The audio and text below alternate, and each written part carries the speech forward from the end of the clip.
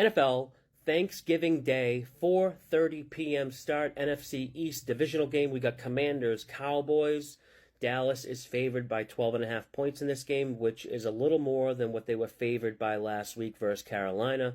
Good question to ask yourself is, how do you rate Washington compared to Carolina? The market is saying Carolina is better, but I think before last week's game, you'd have to have Washington rated better. Not by much, but now after Washington lost to the Giants, you have to downgrade them a little bit. I personally don't like to drastically downgrade or upgrade teams based on a single performance in one game, but you have to downgrade Washington at least a little bit after last week. Just a complete no-show for the Commanders in the role of a big favorite last week versus the Giants. Game was never even competitive, and I said this in the game preview last week that a team like the Commanders, they're not deserving to be a big favorite versus anybody, no matter who they're playing, at least not by double digits, which is what they were earlier in the week. And the only reason why I bet the Giants, I mean, there's nothing good you could say about the Giants. There's no angle or anything, but besides Washington shouldn't be favored by that much versus any team. Now, as surprising as it was to see the Giants offense score 31 points and Tommy DeVito throw 3 TD passes versus Washington, we should remember this was a Washington defense that had everyone up for sale a few weeks ago.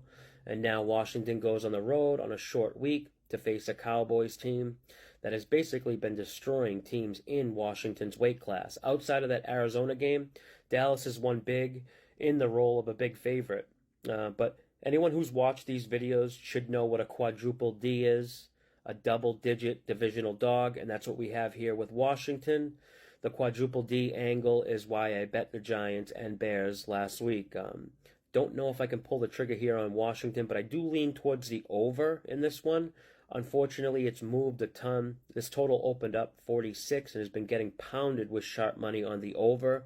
It's up 3 points from the opener. And when you look at these two teams and how they play offensively, they're passing a ton. Dallas has been passing a lot more recently. They're passing even when they have a big lead. And both Dallas and Washington are in the top 10 in pass rate over expectation. Washington has the highest pass play percentage in the league at 68%. They pass on average 40 times a game, which is more than any other team. And Washington really is just a dead nuts over team. They pass a lot but can't defend the pass. They allow the second most passing yards per game, and their secondary is now dealing with injuries. So a weak secondary is now even weaker.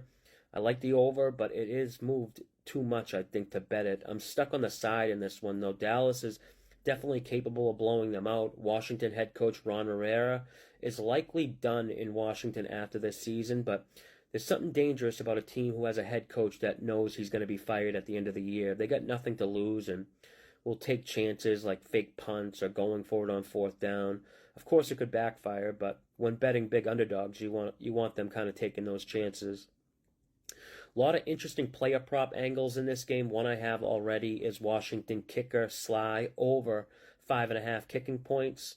I have a lot more props circled. I'll post them in the Betting Network Discord. If you want access to all the bets I make, you can join the Discord. Invite link is in my bio.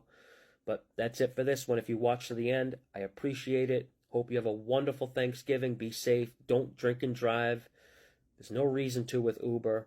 Until next time, good luck with your bets.